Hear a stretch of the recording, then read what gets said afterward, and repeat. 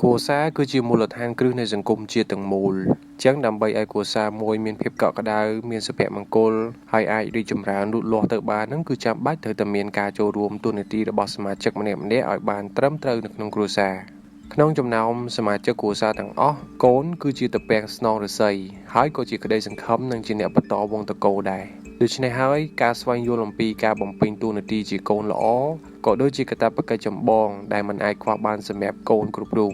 នៅថ្ងៃនេះយើងនឹងលើកយកតួនាទីសំខាន់មួយចំនួនរបស់កូនមកបង្ហាញទី1ការចិញ្ចឹមបីបាច់ថែរក្សាឪពុកម្ដាយតួនាទីសំខាន់ធំធេងបំផុតរបស់កូននឹងគឺការដឹងគុណហើយនិងការតបស្នងសងគុណចំពោះឪពុកម្ដាយយោងទៅតាមកលងធម៌ហើយនិងប្រពៃណីខ្មែរកូនល្អគឺត្រូវតែបំពេញកាតព្វកិច្ចចិញ្ចឹមបីបាច់ថែរក្សាឪពុកម្ដាយឲ្យបានហ្មត់ចត់បំផុតនៅពេលដែលគាត់ចាស់ជរាឬក៏នៅពេលដែលគាត់មានជំងឺការថែរក្សានេះវាមិនត្រឹមតែសំដៅទៅលើការផ្ដល់អាហារការផ្ដល់សម្លៀកបំពាក់ឬក៏ថ្នាំសង្កូវប៉ុណ្ណឹងទេតែវារួមបញ្ចូលជាមួយនឹងការមើលថែផ្លូវចិត្តរបស់គាត់ការនិយាយស្ដីពីរោះទៅកាន់គាត់សភាពរៀបសារនិងការផ្ដល់ភាពកក់ក្ដៅដល់ពួកគាត់ផងដែរការធ្វើបែបនេះគឺដើម្បីឆ្លើយតបទៅនឹងព្រហ្មវិហារធម៌ដ៏ឧត្តមដែលឪពុកម្ដាយរបស់យើងបានផ្ដល់ឲ្យយើងតាំងពីយើងចាប់បដិសន្ធិមកទី2ជួយធ្វើកិច្ចការងារគ្រួសារកូនល្អមិនត្រូវខ្ជិលច្រអូសឬក៏គេចវេះពីការងារនៅក្នុងផ្ទះទេទោះបីជាឪពុកម្ដាយមានលទ្ធភាពគ្រប់គ្រាន់យ៉ាងណាក៏ដោយកូនគប្បីជួយសម្រាប់ការងាររបស់ពួកគាត់ទៅតាមលទ្ធភាពនិងវ័យដែលយើងអាចធ្វើទៅបានឧទាហរណ៍ថាជួយរៀបចំផ្ទះសម្បែងជួយលាងចានបោសសម្អាតដាំស្លឬក៏ជួយកិច្ចការអាជីវកម្មលក់ដូរនៅក្នុងគ្រួសារជាដើមការចូលរួមធ្វើការងារផ្ទះគឺមិនត្រឹមតែជាការបង្ហាញការគោរពនិងការស្រឡាញ់ប៉ុណ្ណោះទេតែវាថែមទាំងជាការវឹកវើឲ្យខ្លួនឯងមានភាពជាម្ចាស់ការមានទំនួលខុសត្រូវនិងមានជំនាញជីវិតបន្ថែមទៀតដែរទី3ការស្ដាប់បង្គាប់និងការគោរពដំបូន្មានកូនល្អត្រូវតែចេះស្ដាប់ដំបូន្មាននិងអនុវត្តតាមការណែនាំរបស់ឪពុកម្ដាយចាស់ព្រឹទ្ធាចារ្យឬក៏គ្រូអាចារ្យឪពុកម្ដាយតែងតែប្រាថ្នាចង់ឃើញកូនទទួលបាននូវអនាគតល្អប្រសើរដូច្នេះហើយរាល់ដំបូន្មានរបស់ពួកគាត់គឺកើតចេញពីបទពិសោធន៍និងសេចក្តីស្រឡាញ់របស់ពួកគាត់ការទទួលយកដំបូន្មានទាំងនោះដោយភាពទន់ភ្លន់សភាពរាបសារនិងយកមកអនុវត្តពិចារណា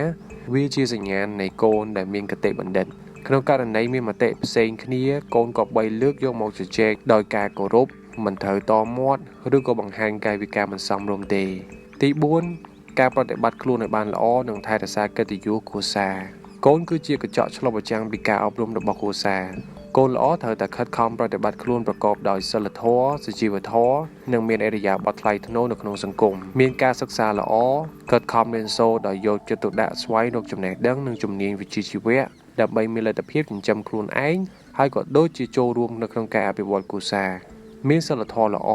ចេះប្រើពាក្យសម្ដីសមរម្យចេះគោរពចាស់ទុំចេះចែករំលែកជៀសវាងរាល់ទង្វើណាដែលនាំឲ្យប៉ះពាល់ដល់កិត្តិយសឪពុកម្ដាយឬក៏វង្សត្រកូលដូចជាការប្រព្រឹត្តអំពើអបាយមុខឬក៏រឿងអាស្រូវផ្សេងៗជាគំរូដ៏ល្អពិសេសសម្រាប់កូនច្បងត្រូវធ្វើជាគំរូដល់ប្អូនៗនៅក្នុងការរៀនសូត្រការនិយាយស្ដីនិងការរស់នៅប្រចាំថ្ងៃប្រកបដោយការទទួលខុសត្រូវការថែរក្សាកិត្តិយសគ្រួសារគឺជាការបង្ហាញនូវភាពថ្លៃថ្នូរនិងការដឹងគុណមួយដ៏ធំចំពោះអ្នកមានគុណទី5ថែរក្សានិងបន្តវង្សត្រកូលកូនល្អត្រូវមានស្មារតីថែរក្សានិងលើកតម្កើងពូជពង្សវង្សត្រកូលរបស់ខ្លួនឲ្យបានខ្ពង់ខ្ពស់នេះមិនមែនសំដៅត្រឹមតែការបន្តវេនប៉ុណ្ណោះទេប៉ុន្តែក៏សំដៅទៅលើការអភិរក្សប្រពៃណីត្រូវចេះថែរក្សានិងបន្តនៅទំនៀមទម្លាប់ល្អៗរបស់ដូនតាដូចជាភាសាវប្បធម៌សិល្បៈនិងរបៀបរស់នៅប្រកបដោយអត្តសញ្ញាណជាតិការថែរក្សាទ្រព្យសម្បត្តិត្រូវចេះថែរក្សានិងប្រើប្រាស់ទ្រព្យសម្បត្តិកេរមរតកនិងកេរ្តិ៍ឈ្មោះដែលឪពុកម្ដាយបានសន្សំឬបន្សល់ទុកឲ្យដោយភាពឆ្លាតវៃ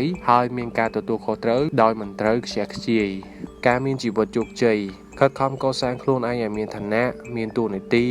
មានភាពរីកចម្រើនរុងរឿងនៅក្នុងសង្គមដើម្បីឲ្យឪពុកម្ដាយមានមោទកភាពនិងវង្សត្រកូលទៅបានគេគោរពទី6កាតព្វកិច្ចនៅពេលបាត់បង់ឪពុកម្ដាយនៅក្នុងពុទ្ធសាសនាកាតព្វកិច្ចជាកូនល្អនៅតែបន្តបន្ទាប់ពីឪពុកម្ដាយចែកឋានទៅកូនត្រូវតែបំពេញកាតព្វកិច្ចដ៏ឧត្តមនេះដោយត្រូវរៀបចំពិធីបុណ្យធ្វើបុណ្យឧទ្ទិសកុសលផលបុណ្យឬក៏រៀបចំតាមប្រពៃណីសាសនាជូនទៅដល់ដួងវិញ្ញាណក្ខន្ធរបស់លោកទាំងពីរឲ្យបានសមរម្យទៅតាមលទ្ធភាពការរំលឹកគុណលោកទាំងពីរជានិច្ចធ្វើអំពើល្អនិងបន្តនៅបំណងប្រាថ្នាល្អរបស់គាត់ដែលនៅសេសសល់ ទី7កសាងសាមគ្គីនិងអាស្រ័យផលល្អក្នុងចំណោមបងប្អូនតំណែងតំណងរវាងបងប្អូនបង្កើតគឺជាចំណងស្នេហ៍ដ៏រឹងមាំបំផុតទី2បន្ទាប់ពីឪពុកម្ដាយកូនល្អត្រូវបំពេញតួនាទីនេះដោយជាគំរូនិងជាអ្នកណែនាំក្នុងនាមជាបងត្រូវធ្វើជាគំរូដ៏ល្អដល់បងប្អូននៅក្នុងការរៀនសូត្រការនិយាយស្ដីហើយនិងក្រមសីលធម៌ត្រូវតែចេះណែនាំដាស់តឿននិងជួយអប់រំបងប្អូននៅពេលដែលឪពុកម្ដាយមិននៅឬក៏រវល់ការងារគោរពស្រឡាញ់ហើយនិងរាប់អានក្នុងនាមជាប្អូនត្រូវចេះគោរពបងមិនវាយរឹកមិនប្រើពាក្យសម្ដីមិនសមរម្យត្រូវតែមានភាពស្មោះត្រង់មិនប្រកែកមិនចំណែនឈ្នានីសគ្នាទៅវិញទៅមកចេះយោគយល់និងចែករំលែកកូនគ្រប់រូបត្រូវតែចេះយោគយល់ចេះអធ្យាស្រ័យនិងយកអាសារគ្នាទៅវិញទៅមកទាំងក្នុងទុក្ខធរៈនិងការងារផ្សេងៗការសាមគ្គីភាពរវាងបងប្អូនគឺជាកម្លាំងស្នូលដែលរក្សាក្រុមគ្រួសារឲ្យនៅរឹងមាំបានយូរអង្វែងទី8ការគ្រប់គ្រងនិងថែរក្សាទ្រព្យសម្បត្តិគ្រួសារនៅពេលដែលកូនឈានទៅដល់វ័យពេញវ័យឪពុកម្ដាយតែងតែទុកចិត្តនិងបកគោលទំនួលខុសត្រូវកាន់តែច្រើននៅក្នុងការគ្រប់គ្រងធនធានគ្រួសារកូនល្អត្រូវតែមានលក្ខណៈសម្បត្តិឲ្យច្រើនចេះសន្សំសំចៃត្រូវតែចេះចាយវាយដោយមានផែនការនិងមិនខ្ជះខ្ជាយទ្រព្យសម្បត្តិដែលឪពុកម្ដាយរកបានដោយកម្លាំងញើសឈាមការសន្សំសំចៃវាគឺជាមូលដ្ឋានគ្រឹះនៃភាពរុងរឿងនៅពេលអនាគតគ្រប់គ្រងដោយភាពឆ្លាតវៃត្រូវតែមានសមត្ថភាពគ្រប់គ្រងចាត់ចែងហើយនិងថែរក្សាទ្រព្យសម្បត្តិឬក៏អាជីវកម្មរបស់គ្រួសារឲ្យបានគង់វង្សនិងចេះបង្កើតផលប្រយោជន៍បន្ថែមទៀតស្មោះត្រង់និងយុត្តិធម៌ពិសេសនៅពេលដែលមានការបែងចែកមរតកឬក៏គ្រប់គ្រងកេរដំណែលត្រូវមានភាពស្មោះត្រង់និងតម្លាភាពចំពោះសមាជិកគ្រួសារទាំងអស់ទី9ត្រៀមខ្លួនជាអ្នកដឹកនាំគ្រួសារនាពេលអនាគតតួនាទីចុងក្រោយរបស់កូនល្អគឺការត្រៀមខ្លួនដើម្បីក្លាយទៅជាអ្នកស្នងតំណែងពីឪពុកម្ដាយក្នុងការដឹកនាំគ្រួសារឲ្យមានសុវត្ថិភាពសុខុមាលភាពនិងកិត្តិយសមានភាពជាម្ចាស់ការនិងជំនាញជីវិតត្រូវរៀនសូត្រពីរបៀបរស់នៅការដោះស្រាយបញ្ហាហើយនិងការសម្រេចចិត្តដោយខ្លួនឯងប្រកបដោយភាពចាស់ទុំពលរដ្ឋល្អបំពេញកាតព្វកិច្ចជាពលរដ្ឋក្នុងសង្គមគោរពច្បាប់មានសីលធម៌ហើយនិងចូលរួមកសាងសហគមន៍ឲ្យមានភាពរីកចម្រើនកសាងគ្រួសារថ្មីដោយជោគជ័យ